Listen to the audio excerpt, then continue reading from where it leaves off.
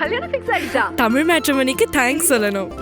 26 வருஷத்துக்கு முன்னாடி இதே தமிழ் மேட்ரிமோனி மூலமா தான் இவ அம்மாக்கும் கல்யாணம் பண்ணேன். கல்யாணம்னாலே தமிழ் மேட்ரிமோனி தான்.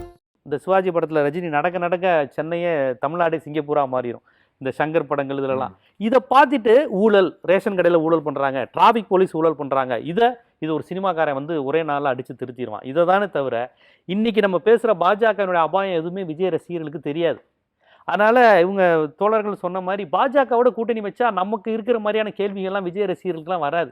எங்க அண்ணன் விஜய் சிஎம் ஆவாரா, அவ்வளவுதான். இல்ல அதுதான் அந்த கேள்வி இல்லையே. அவர் சிஎம் ஆவாரான்னு தான் கேட்கிறேன். அப்படியே ஒருவேளை கூட்டணி வச்சாலும் சிஎம் ஆகிறதுக்கான வாய்ப்பு சிஎம் ஆகுறாங்கன்னு சொல்லி கூட பிஜேபி அலையன்ஸ் கொண்டு வரலாம். இப்போ வரையும் எடப்பாடி அவங்க முக்கியத்துவம் கொடுத்துருக்காங்களா? எடப்பாடி தான் சிஎம் ஆகணும், எடப்பாடி தான் சிஎம் ஜெயிக்கு கேண்டிடேட். அதை கூட இதுவரையும் யாரும் சொல்லலையே. டிடி தினகரன் சொல்ல மாட்டேங்கிறாரு, மோடி அமித்ஷா வந்தா சொல்ல மாட்டேங்கிறாரு. சின்னது எடப்பாடி பழனிசாமி நாங்க அப்படிலாம் பேசவே இல்லை அப்படின்னு முடிச்சு விடுறாரு. இதெல்லாம் வரும்னு தெரிஞ்சுதான் அவர் என்ன சொல்றாருன்னா, பத்திரிகையாளர் கேட்கும்போது நேரடியாவே ஏங்க இல்லாததெல்லாம் பேசாதீங்க, எனக்கு தெரிஞ்சு இல்ல, எங்க கட்சியில இல்ல. அவருக்கு உண்மை தெரிஞ்சிருக்கு. அப்ப அவருக்கு தெரியாமையே நடந்துட்டு இருக்கு. எனக்கு வேணான்ற முடிவுக்கு வராரு. பாஜகவும் பேசலங்கிறாரு, நான் மட்டும் இல்ல பாஜகவும் பேசல, எனக்கு தெரிஞ்சு யாருமே பேசலங்கிறாரு. இல்லை, அப்படி ஒரு கூட்டணி அமையும் பட்சத்தில் மோடி அமித்ஷாவுக்கு எடப்பாடியை கொண்டு வரணுங்கிறதுலாம் நோக்கம் கிடையாது. அவங்களுக்கு ஏடிஎம்கே கொலாப்ஸ் பண்ணி பிஜேபி லீடிங் ஆகணும் தான் நோக்கம். விஜயை பார்த்து நீ தான் சிஎம் கேண்டிடேட் கூட சொல்லிக்கப்பான்னு சொல்லப்போ 80 நடந்ததில்ல, 80 எம்பி சுப்பிரமணியமா கலைஞரா யார் முதலமைச்சர் கேண்டிடேட்னே தெரியல, வந்து ரிசல்ட் தெரிஞ்சதுக்கப்புறம் பார்த்துக்கலாங்கிற மாதிரி சொல்லி படுதோல்வி அடைஞ்சிச்சுல திமுக காங்கிரஸ் கூட்டணி. அது மாதிரி போட்டு குழப்பி விடலாம் விஜய் ரசிகர்களே, நம்ம அண்ணன் தாண்டா ஆவார், விஜய் எடப்பாடி ஆக மாட்டாருன்னு அந்த கூட்டணியே கொலாப்ஸ் ஆகக்கூடிய வாய்ப்பு இருக்குது. அப்புறம் இன்னொன்று, சிவபிரியன் சார் ஒரு முக்கியமான விஷயத்த சொன்னார். தமிழ்நாட்டில் மைனாரிட்டிஸ் வந்து வெறுமனே வந்து விஜய் ரசிகர்களாக மட்டும் இருக்கிறாங்கன்னு நம்ம எடுத்துக்க முடியாது. பொலிட்டிக்கலாக ரொம்ப நாலேஜான கூட்டமாக இருக்கும். இன்றைக்கி ஜியோ பாலிட்டிக்ஸ் அதிகம் பேசக்கூடிய சமூகமாக இஸ்லாமியர்கள் இருக்கிறாங்க.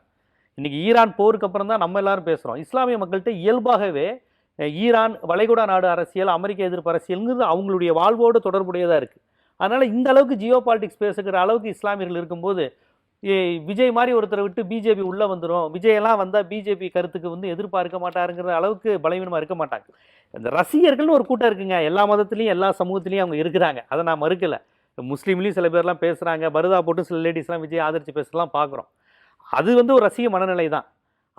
ஆனால் பொதுமக்கள்ங்கிறவங்க எனக்கு தெரிஞ்ச ஊடகங்களில் அந்த மாதிரி ரசிகர்களாக பார்த்து சுவாரஸ்யத்துக்காண்டி எடுத்து போட்டு இப்போ நல்லா பார்த்தீங்கன்னா விஜய் பிடிக்காத சேனல்ஸ், யூடியூப் சேனல் இருக்காங்களே, அவங்க வேகமாக போய் விஜய் ரசிகர் எடுத்து போடுறான். ஏன்னா பொதுமக்களுக்கு ஜாலியாக இருக்குது அவங்க பேசுகிற கருத்துக்கள்லாம். அந்த சார் சொன்னாங்களே 4 சீட்டு ஜெயிச்சு, அவங்க பேசுகிற கருத்துலாம் பார்க்கும்போது காமெடியாக இருக்குது. அவங்களுக்கு வந்து டிவியில் வரணும்னு சந்தோஷப்படுறாங்க விஜய் ரசிகர்கள். ஆனால் விஜய் எதிர்ப்பு சேனல்லாம் அதை போட்டு ஜாலியாக பரப்புகிறாங்க. பார், பேட்டி எடுத்து பார், விஜய் ரசிகரோட லட்சணத்தை பார் அப்படின்னு போட்டு காமெடி பண்ணுறாங்க.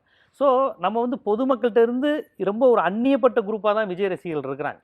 தமிழ்நாடு முழுதும் அப்படி இருக்கிற மாதிரி பார்க்கல, ஆனால் ஒரு விழுக்காடு இருக்குது.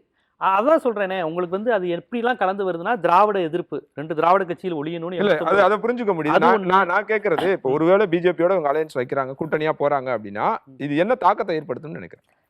அதிமுக பாஜக கூட்டணிக்கு ஒரு ஓட் பெர்சன்டேஜ் ஒரு கண்ணுக்கு தெரியாத அளவு கொஞ்சம் அதிகரிக்கும். ஆனால் விஜய் கட்சியோட எப்படி இந்த கெமிஸ்ட்ரி காம்போ ஆகுங்கிற விஷயம் இருக்குல்ல. நான் அந்த ஐடியாலஜிக்கலான விஷயங்கள்லாம் விட்டுறலாம். நான் சொல்றது நியூமெரிக்கலா, நீங்க அரித்மெட்டிக்காவே பாருங்க. ஐடியாலஜிக்கலா விஜய் ரசிகர் வச்சு நம்ம ஒண்ணுமே பேச முடியாது. அரித்மெட்டிக்காவே 15% இருந்து 20% அப்படின்னு பொதுவா சொல்லப்படுது இல்லையா? அப்படியே வச்சுக்கலாம். 20%ன்றது இது வரைக்கும் அன்ப்ரூவன், எதுவுமே தெரியாது அப்படின்னும் போது, கடந்த தேர்தலில் அதிமுக திமுகவுக்கான ஓட் டிஃபரன்ஸ், அந்த வாக்கு வித்தியாசமானதுன்றது வந்து 2-3 சதவீதங்களுக்குள்ளதான் இருந்தது.